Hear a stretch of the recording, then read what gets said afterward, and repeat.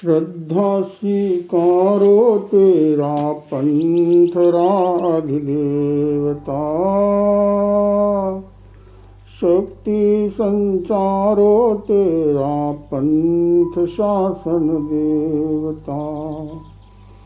थार पर मारी आस्था परम्पार हो, जन जीवन आधार हो, हृत तंत्रीरातार हो, मरुधर रामंदार हो, तेरा पंथरा अधिदेवता।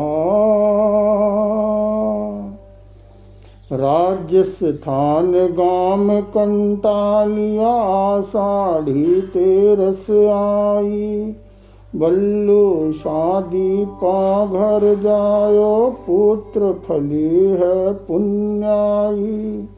हो संता 1783 संबत श्रीकार हो, जन जीवन आधार हो, तेरा पंथरा अधिदेवता। राजस्थान के कंटालिया गांव में बल्लू शाह और दीपा जी के घर पुत्र का जन्म हुआ। हमें जीवन में जो भी धन वैभव का संयोग होता है, संबंधों का संयोग होता है, वह पुण्य का फल होता है। पारिवारिक जनों का संयोग होता है, वह पुण्य का फल होता है। शुभ मुहूर्त में नामकरण संस्कार सजायो, बालक रो भिक्षण भिक्षु भाव भरो, भावी शासन संचालक रो।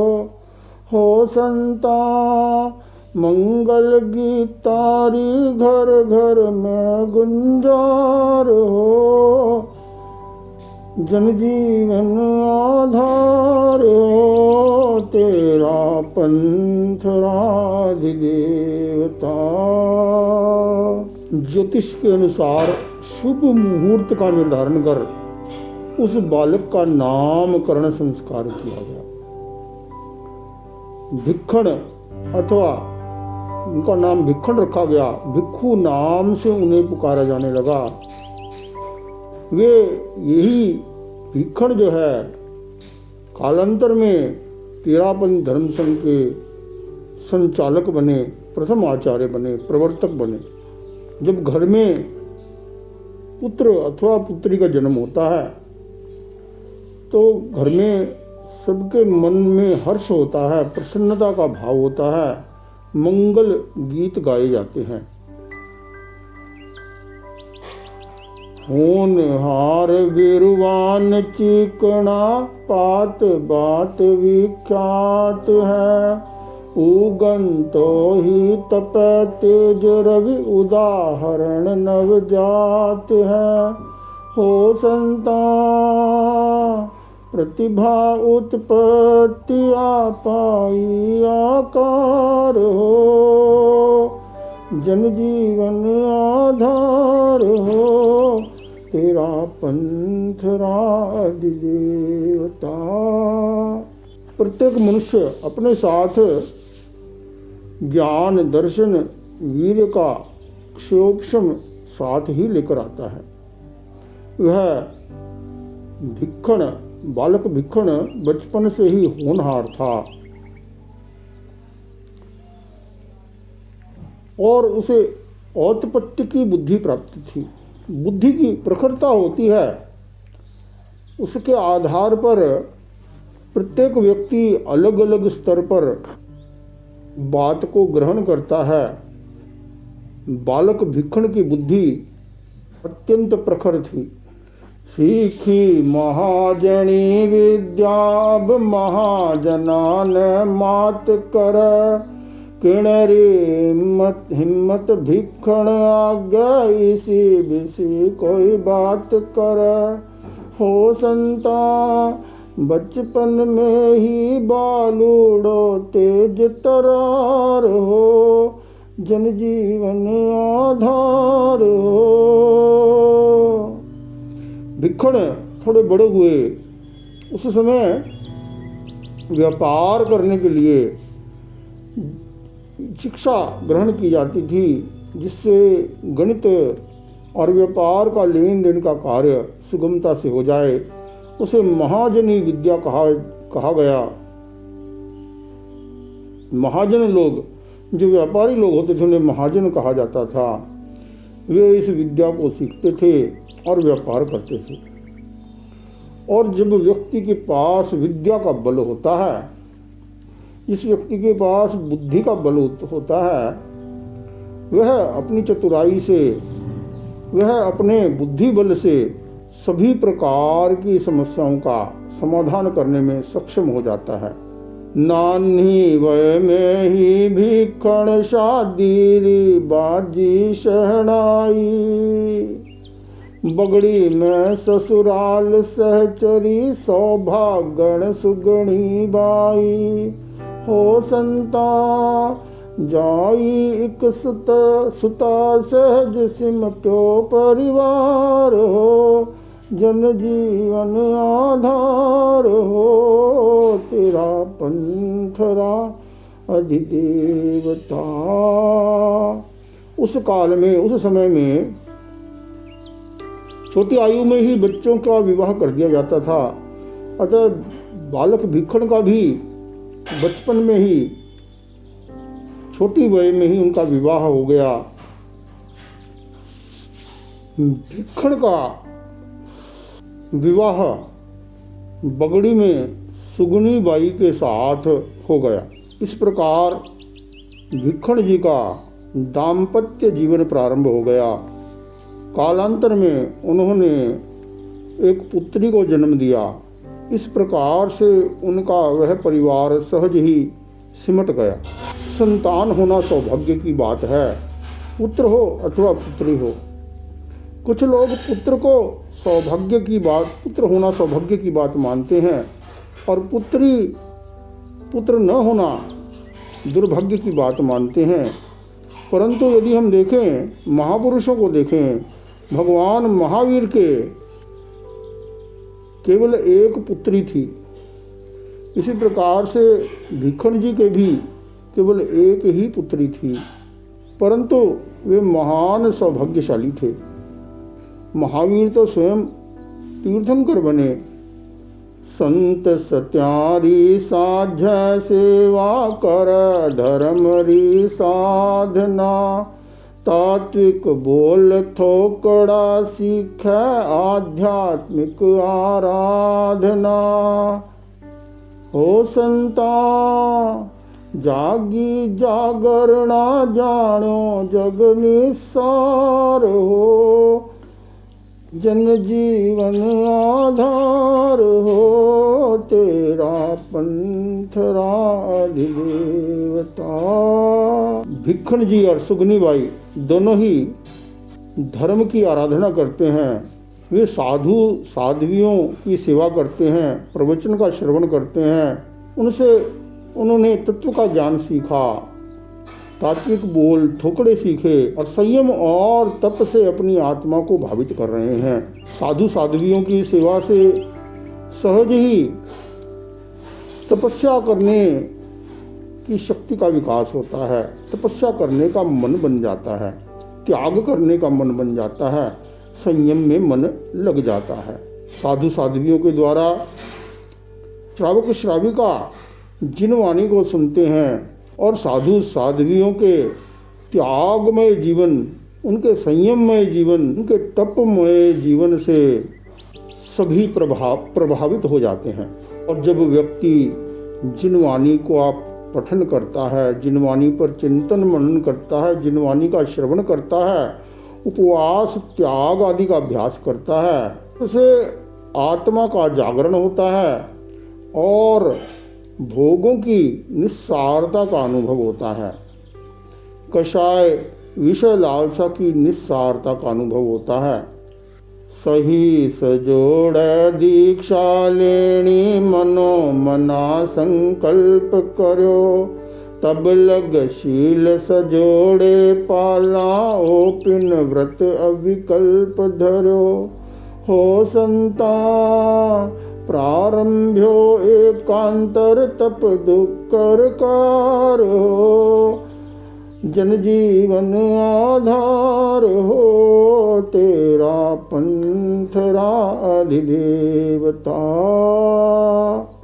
भिक्खन जी और सुगनी बाई दोनों बड़े मनोयोग से श्रावक व्रतों का पालन कर रहे हैं।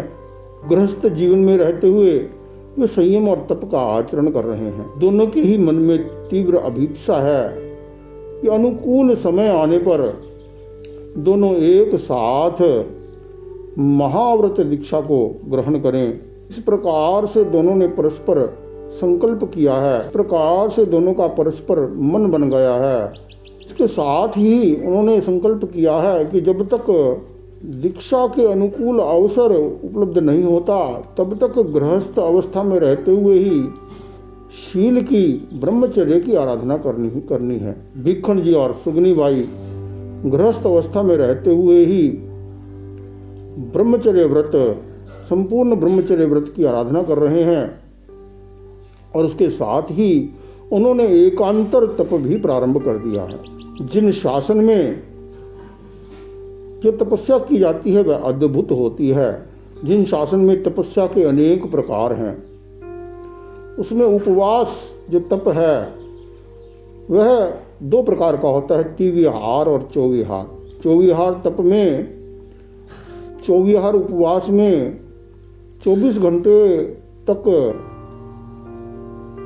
जल और आहार कुछ भी ग्रहण नहीं किया जाता है। तिविहार उपवास में सूर्योदय से लेकर सूर्यास्त तक केवल प्रासुक जल ग्रहण कर सकते हैं, आहार ग्रहण नहीं कर सकते हैं और सूर्यास्त के बाद तो जल भी ग्रहण नहीं करना होता है। एकांतर तप का अर्थ है एक दिन उपवास करना और अगले दिन आहार ग्रहण करना, फिर एक दिन उपवास करना और अगले दिन फिर आहार ग्रहण करना। इस प्रकार से भिक्खन जी और सुगनी बाई एकांतर तप कर रहे हैं, ब्रह्मचर्य का पालन करते हैं और दीक्षा लेने की उनके मन में भावना है। नियति योग पत्नी वियोग नश्वरता तनरी पहचानी समयम गोयम माप माये मुखर हुई आगम वाणी हो संता अब तो क्षण क्षण भी बीता भारी भार हो जन जीवन आधार हो तेरा पंथरा अधिदेवता। भिक्खन जी और सुगनी बाई धर्म की आराधना कर रहे हैं, ब्रह्मचर्य का पालन, तप की आराधना, और उनके मन में यह संकल्प है कि कभी हम दीक्षा ग्रहण करेंगे। धार्मिक आराधना का व्यक्ति संकल्प करता है, यदि वह संकल्प सफल नहीं भी होता है तो उससे निर्जरा होती है। इसी प्रकार यदि व्यक्ति कोई अधर्म का संकल्प करता है वह उसमें सफलता प्राप्त न भी करे परंतु उससे कर्म का बंधन होता है, राग द्वेष का बंधन हो जाता है। अतः प्राणी को हमेशा सत्य संकल्प करना चाहिए। दोनों ने सत्य संकल्प किया है, परंतु नियति और भाग्य का भी जीवन में महत्वपूर्ण स्थान है। नियति योग से सुगनी बाई का देहांत हो गया। वह धर्म की आराधना करती थी, अवश्य ही सद्गति को प्राप्त किया। पत्नी का यह वियोग, जीवन साथी का यह वियोग भिक्खन जी के वैराग्य को प्रखर बनाने लगा। उन्होंने यह अनुभव किया, यह शरीर नश्वर है, मृत्यु अटल सत्य है, न जाने कब मृत्यु हो जाए। पत्नी तो चली गई है पर मेरे भी इस शरीर का कोई भरोसा नहीं है। जैसा भगवान ने कहा है, समयम गोयम माप माये, हे गौतम तुम समय मात्र भी प्रमाद मत करो। यह आगम वाणी इस घटना के रूप में उनके सामने मुखर हो गई। अब भीखन जी के लिए प्रत्येक क्षण भारी लगने लगा।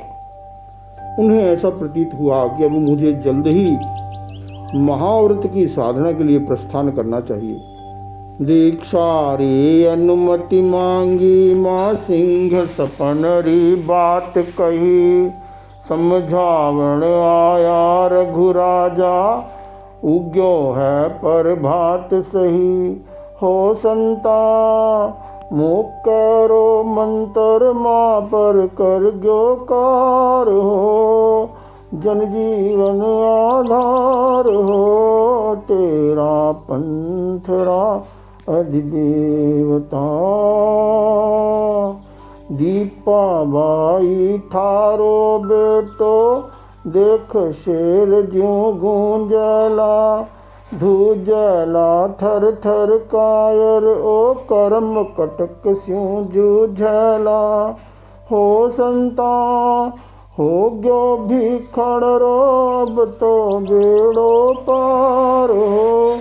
जन जीवन आधार हो, तेरा पंथरा अधिदेवता।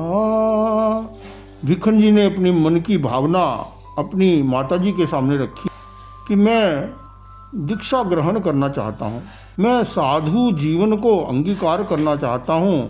माता पिता का संतान के प्रति सहज स्नेह होता है। माता दीपाबाई कहने लगी कि भीखन जी, जब आपका जन्म हुआ तब मैंने सिंह का स्वप्न देखा था और मुझे बताया गया था कि मेरा बेटा जो है वह राजा बनेगा। उस समय भीखन जी तत्कालीन आचार्य रघुनाथ जी के पास धर्म की आराधना करते थे। आचार्य रघुनाथ जी स्वयं दीपाबाई को संबोध देने के लिए पधारे। वे कहने लगे कि दीपाबाई, तुमने शेर का स्वप्न देखा था। जो माता शेर का स्वप्न देखती है वह इस बात का संकेत होता है कि जो आने वाली संतान है वह शूरवीर होगी, उसमें शौर्य होगा, उसमें वीरता होगी। तुम्हारा बेटा भी शेर की तरह गूंजेगा।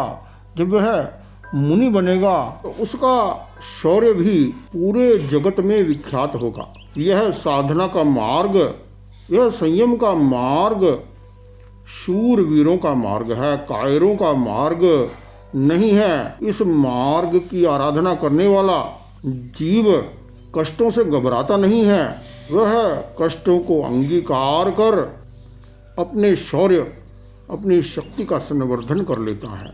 इस प्रकार से रघुनाथ जी के समझाने पर माता दीपाबाई दीक्षा देने के लिए सहमत हो गई और इस प्रकार से भीखन जी के लिए साधना के पथ पर आगे बढ़ने का द्वार खुल गया।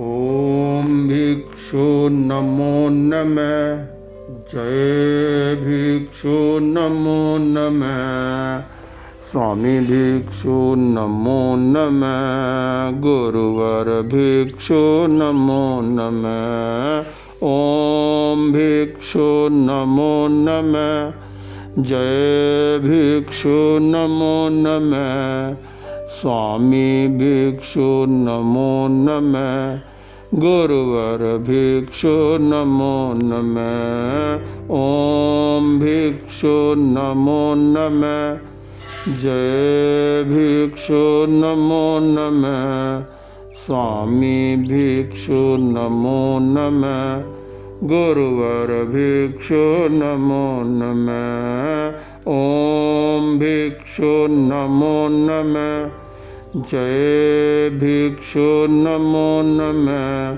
स्वामी भिक्षु नमो नमः, गुरुवर भिक्षु नमो नमः। ओम भिक्षु नमो नमः, जय भिक्षु नमो नमः, स्वामी भिक्षु नमो नमः, गुरुवर भिक्षु नमो नमः। ओम भिक्षु नमो नमः, जय भिक्षु नमो नमः, स्वामी भिक्षु नमो नमः, गुरुवर भिक्षु नमो नमः। ओम भिक्षु नमो नमः। जय भिक्षु नमो नमः। स्वामी भिक्षु नमो नमः। गुरुवर भिक्षु नमो नमः। ओम भिक्षु नमो नमः। जय भिक्षु नमो नमः। स्वामी भिक्षु नमो नमः। गुरुवर भिक्षु नमो नमः। ओम भिक्षु नमो नमः। जय भिक्षु नमो नमः। स्वामी भिक्षु नमो नमः। गुरुवर भिक्षु नमो नमः।